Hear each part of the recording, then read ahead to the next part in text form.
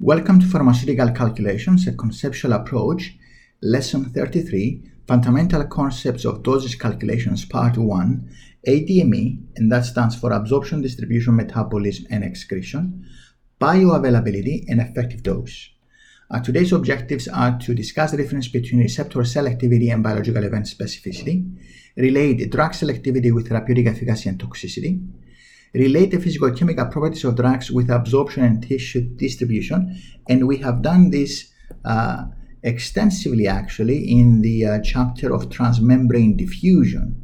Okay, so this will be a review basically here from a slightly different perspective with respect to the whole body now. Okay, now we're also going to discuss the difference between elimination and excretion, define the concept of bioavailability or bioavailability factor, explain the difference between dose and effective dose, and finally use the concept of bioavailability and salt factor to calculate effective drug dosages.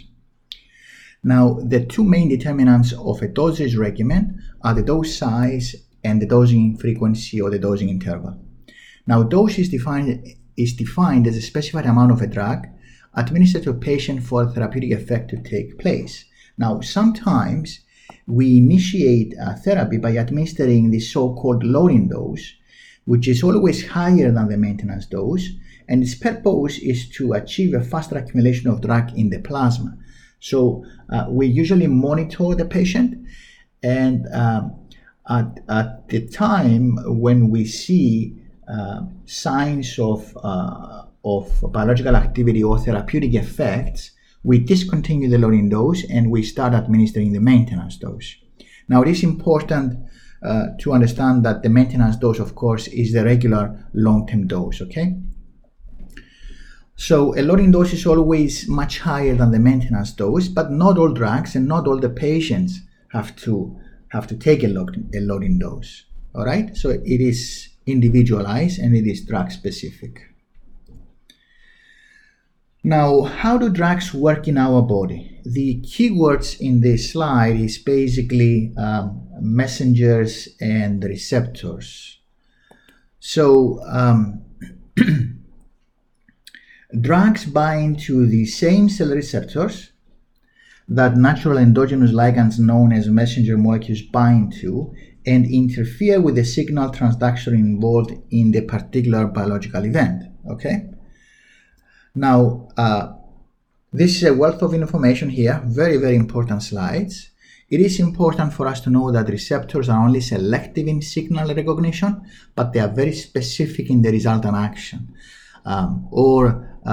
Describing it differently, every signal will eventually be translated into a single specific biological action. So as it is shown in this figure, you have three kinds of receptors here, right? 1, 2, 3. But the same kind of molecules here can bind to more than one receptor. So this is the selectivity here, all right?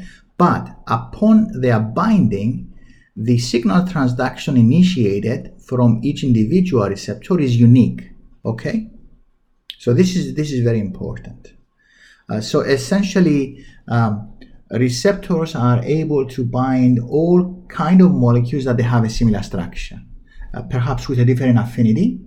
And as a result, the intensity of the biological event would be different, but they do exhibit this selectivity and lack of specificity in their binding, okay? Now, what's more important is that drug, of course, they work by interfering with the signal transduction, but they do not usually create new signals, and they certainly cannot change the nature of an existing physiological response. So this is very important, okay?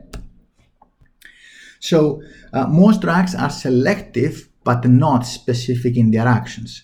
Now, this lack of specificity in drug action is the primary reason for toxicity, and we understand why, right? I mean, obviously, the site of action should be a particular tissue, and now all of a sudden the drug is partitioning in other tissues, binding to other receptors, and we have all these side effects or adverse effects. However, if you overdose the patient, the patient is also going to exhibit toxic effects, right?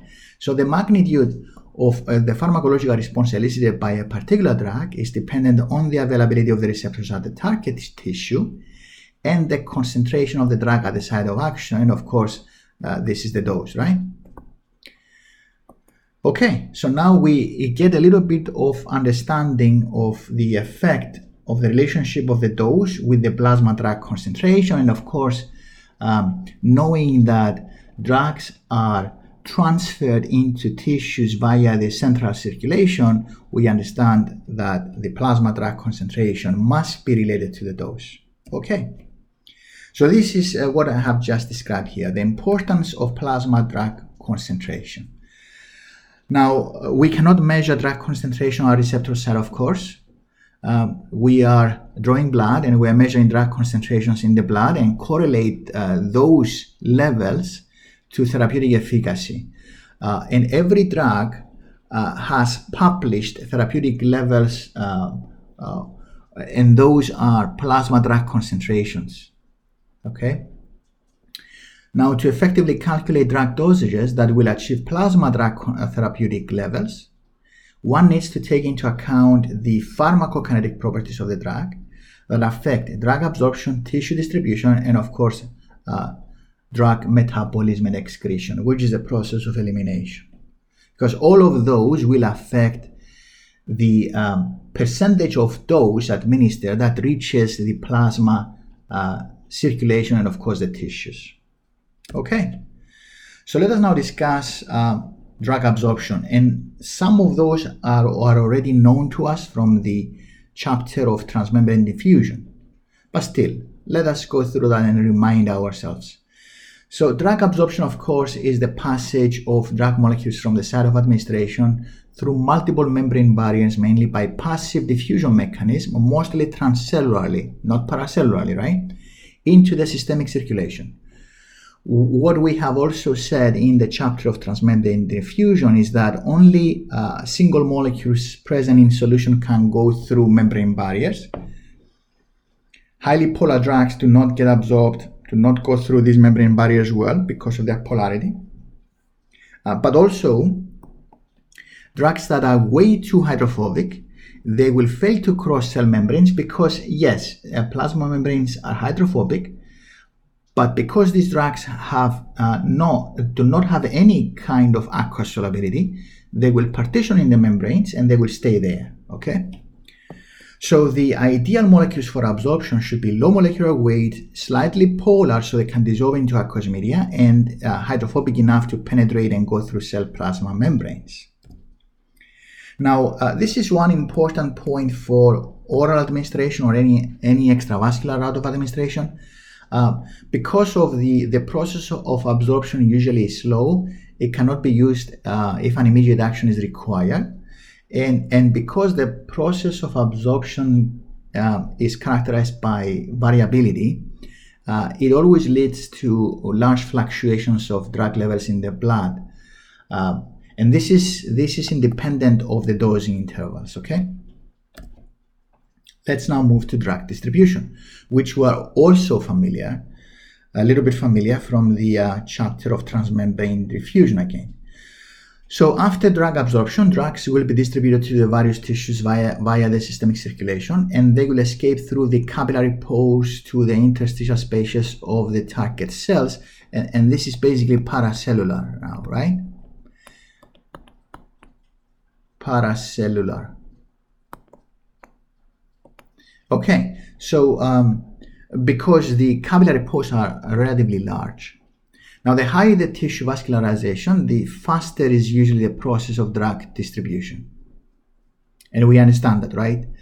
Only free drug is able to permeate paracellularly the capillary endothelium. Drug bound to plasma protein, because of their large size, they won't be able to leak out of the vasculature of the central circulation. Also, low molecular weight polar drugs cannot diffuse through plasma membranes intracellularly, and they will be excreted and modified by the kidney in the urine. So what I am describing here is that the tissue distribution of the drug is basically restricted into the interstitial fluid. And if it doesn't have enough hydrophobicity, it's not going to go inside the cells and will be redistributed into the central circulation and eventually will be excreted by the kidney, through filtration in the Bowman's capsule. All right? Now, lipophilic drugs that partition into the tissues outside the blood circulation or drugs that display tissue-specific binding are anticipated to stay longer in the body because obviously these drugs, they have affinity for tissues, right? So they get out of the blood circulation.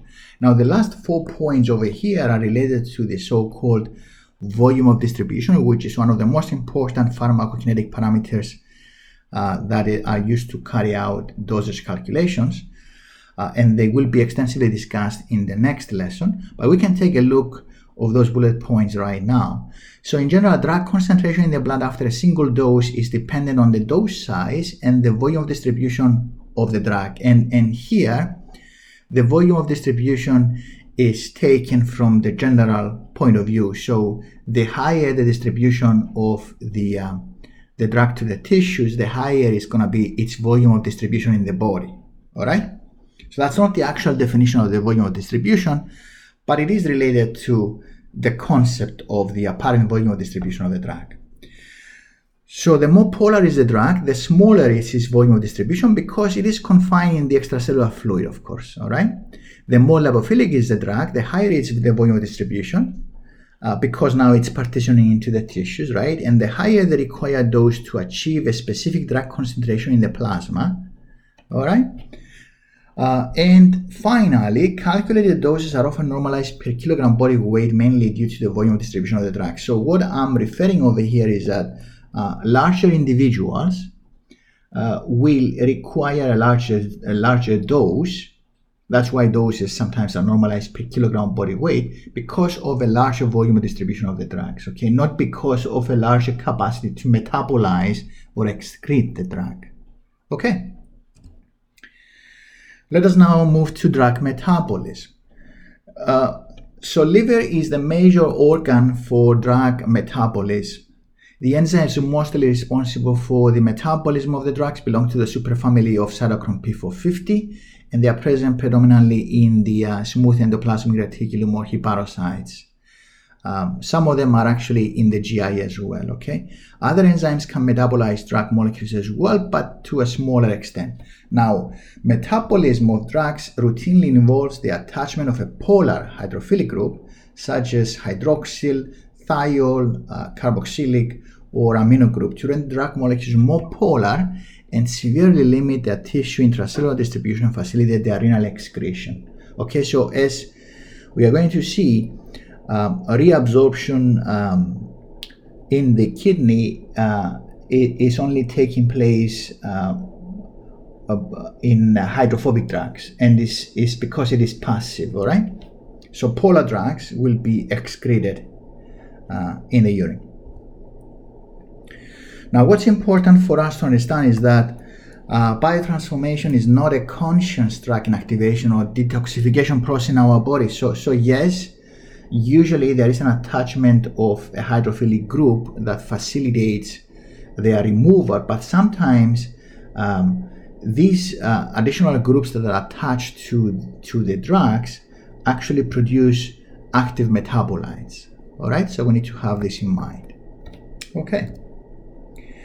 Now let's proceed to drug excretion. And in the first paragraph here, I'm actually using the term elimination because it is important for us to understand the difference between elimination and excretion. So drug elimination is defined as the process of drug metabolism and or drug excretion. What we need to understand here is that when the drug gets metabolized, the drug is no longer there. It doesn't matter whether the metabolite is active or is excreted out of the body. The drug has been metabolized, so it's not there. So elimination includes metabolism and excretion, okay? Be very, very cautious here. The main two organs of elimination are the kidney and the liver, of course. Now, drugs that are in the vascular compartment pass through the kidney, where depending on their physicochemical characteristics will be reabsorbed into the blood if they are hydrophobic, all right? Or excreted in the urine if they are polar hydrophilic. Now, hydrophobic drugs are usually metabolized in the liver prior to the renal excretion, or they pass via biliary excretion into the intestines, where they are eliminated from the body by fecal excretion. Okay, now let's move now to a very, very important concept, the bioavailability or the bioavailability factor and its relationship to the effective dose. So slowly we're getting into calculations now.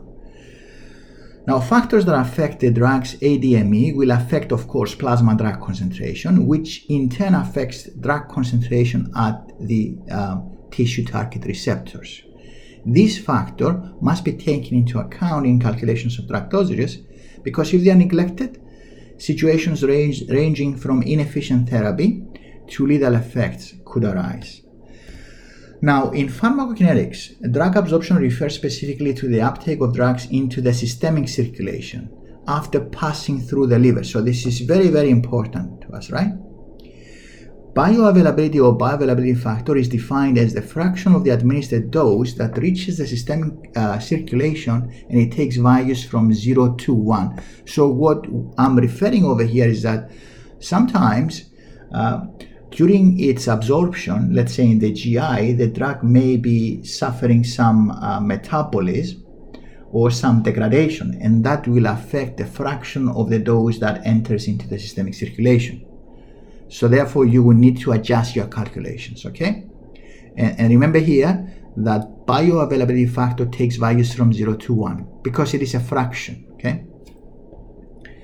For example, a bioavailability factor F of 0.56 means that only 56% of the administered dose will reach the systemic circulation. The remaining 44% of the drug molecules fail to get absorbed into the systemic circulation. Now, it's important for you to know that the bioavailability factor of an IV administration is 1 because you directly inject the whole dose into the bloodstream, all right?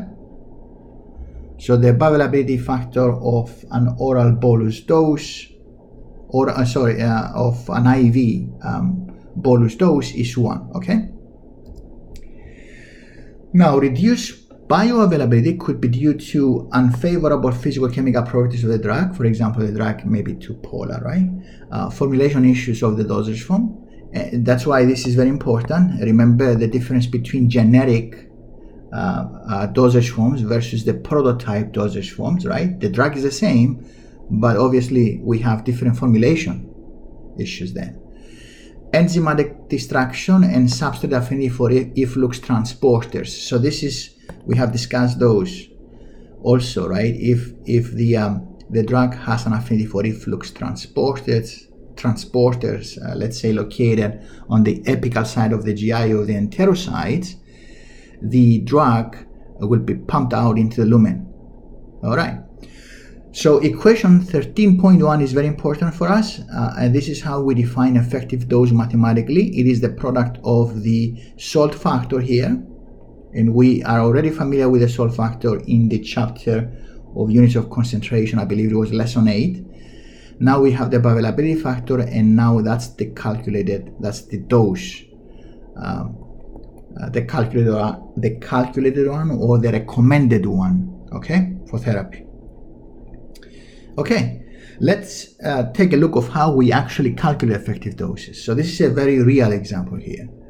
So we have a 50-year-old male with chronic bronchitis, and it is to receive 200 milligrams of theophylline for his bronchitis, okay, 3 times a day. The bioavailability factor of theophylline is 1. That means that all of it is absorbed, okay? But this individual is gonna take his medication in the form of regular oxtrifilin tablets. The bioavailability factor of these tablets is 0.78. So oxtrifilin is a salt of theophylline. It's a choline salt. So here is choline, and you can see that it's positively charged amino group, and of course we have an ionic bond with the theophylline there, okay? So the question is, what is the oxtrifilin dose of the patient? So the effective dose is 200 milligrams, but now I'm going to administer oxtrifilin, not theophylline, and oxtrifilin again is a salt of theophylline. the first thing, we have our equation, right? And the first step here is to calculate the salt factor of oxytrypheline. The molecular weight of theophylline is 180. This is the molecular weight of theophylline. And the molecular weight of oxytrypheline salt is 283. So the salt factor is 0.64. Now the bioavailability also is known as 0.78. So let me go back here. And obviously here I haven't given you the molecular weights. Make sure you use the atomic weights to calculate the molecular weight, okay, of theophylline. So this is 180. And of course the molecular weight of oxytrypheline was 283. So again, first we calculate the salt factor of oxytrypheline using the molecular weight of the drug, which is theophylline, over the molecular weight of the whole salt, and that's 0.64. And then the oxytrypheline dose is determined using the effective dose, which is the theophylline dose, over the salt factor and the bioavailability of the oxytrypheline tablet, which is 0.78. So 200 milligrams over 0.5, the oxytrypheline dose must be 400 milligrams. So essentially administering an oral dose of 400 milligrams oxytrypheline is equivalent to an oral administration of 200 milligrams of theophylline. You see the difference? This is a very big difference, okay? But this is how you carry out calculations, and they are quite accurate. That's how we do it in the clinic anyway. So now it's time for you to practice. 13.1 is a theory question. 13.8 is also a theory question that is testing your knowledge on the bioavailability factors. And example 13.2 is an actual calculation where you are asked to switch the dose of a patient from an IV to an oral. Obviously the patient is feeling better and maybe it's going to go home, and you need to switch the dose from IV digoxin to an oral tablet digoxin. And this is the bioavailability factor here. And we have the answer here. Okay, and at this point we have reached the end of today's lecture. I would like to thank you for your attention. Until next time.